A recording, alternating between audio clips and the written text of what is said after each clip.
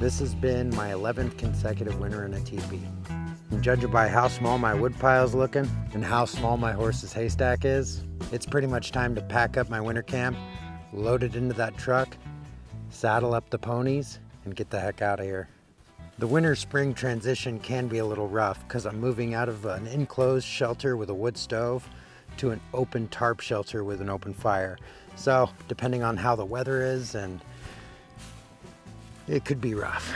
And I got quite a bit of things I have to do before I saddle up and ride out of here. I'm gonna smoke this hide for a friend. Without his contribution, I wouldn't have been able to make my buckskin hoodie. It's too warm out to wear this thing right now, but he gave me really nice high quality hides. He's a hunter and a tanner, and so I saved the best one for him, and I'll be excited to give that to him. I also need to wash my saddles real thoroughly with soap and water and then oil them up. And then I have some rigging I need to replace on some of my other pack saddles. I also need to weld borium on my horseshoes. This is something that I do every year. This basically turns your shoes into cleats so they grip rock, they grip pavement, which adds an extra layer of safety with traveling with horses. Then I'm going to be doing a general tune-up with my truck. Make sure it's ready to sit parked for half the year until I can get back to it. And as I turn my camps inside out, my winter camp gets packed up while my travel camp unpacked. I got to take account of my gear, what needs repaired and replaced, and do it. It's not time to ride out into the seasons yet. As you can see, it's still brown.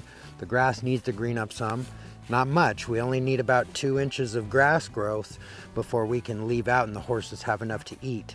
And believe it or not, grass is real sugary. It has a lot of energy in the springtime, and that's because when it freezes at night, photosynthesis pauses and those condense those sugars. So just a little bit of grass goes a long way in the springtime.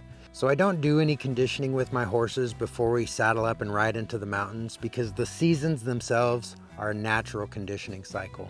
Springtime, there's grass and water everywhere, but as the seasons progress into summer, grass and water are further apart. So initially, you don't have to travel so far to find a camp, and naturally, camps get further and further apart. Also, days are really mild in the springtime, so there's no pressure. Unlike summertime, we're up at 4 in the morning and we're in our next camp before noon.